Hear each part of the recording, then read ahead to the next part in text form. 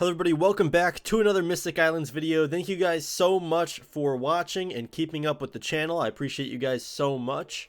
As you guys know, production of the game has picked up a little bit since I took a little break. So I'm really trying to get set 3 done. And obviously we are doing play testing and things like that. So every card that you're going to see in this video is subject to change before release. But today we are showing off 3 new cards. So one of them is a reprint. So we'll start with that one, but it does have new artwork and it's officially being brought into set 3. And then you have 2 brand new cards. So we will stop wasting time and we're just going to get straight into the first card here.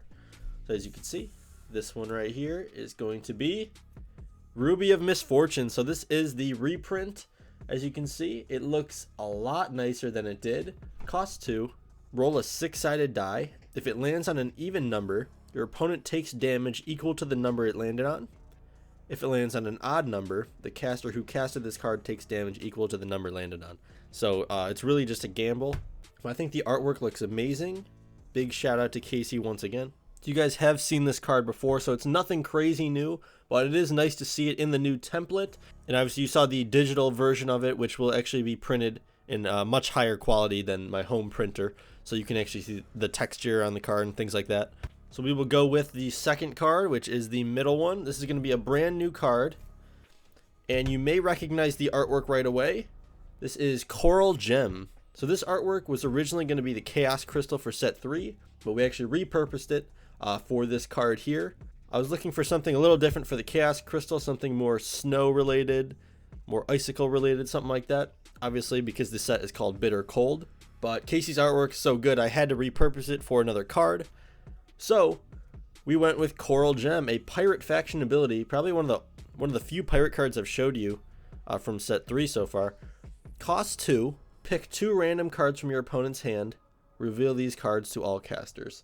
So pretty basic right there, but it's going to give you a little bit of an idea of what your opponent is holding in their hand, and especially if they're casting a lot of creatures, you can really catch them off guard by showing off most of their hand here. There's a lot of times where casters will just send out as many creatures and abilities as they can as fast as possible because they're low cost, and that leaves them with a small hand. So giving up the information to your opponent could be pretty big. And you see the flavor text says this gem was originally enchanted over water, giving it a great connection to the sea.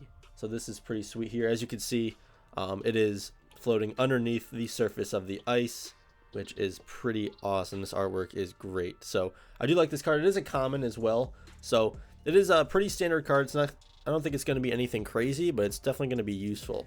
And then the last card is the one I teased a little bit on Instagram and YouTube. And it is going to be a rare for the Goblin faction. Trivial Spearman. As you can see, amazing artwork by Nora again. These two do amazing art together, and I feel like their styles blend very well in this game. So as you can see, it is a blue goblin. So as I spoke before, the goblins in set 3 are going to be, they have evolved that their skin is very resistant to the cold. And because of that, they turn a shade of blue. So they are actually going to be called Scroblins in this set.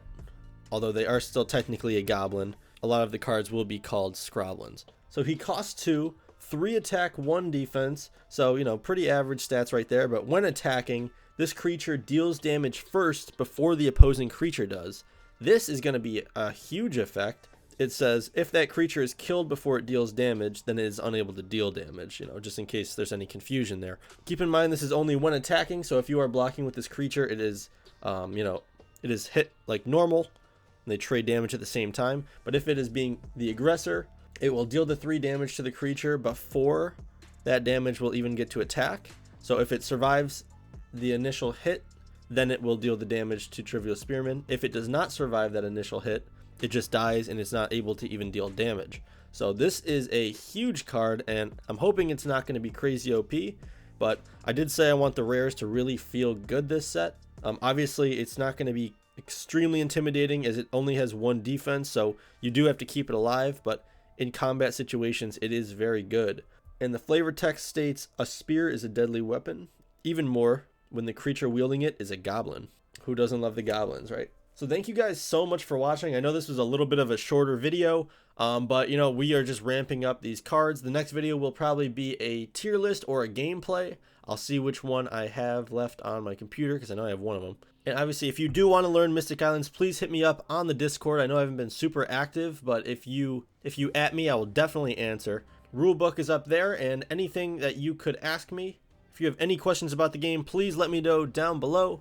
And I'm going to see you guys in the next one. Peace.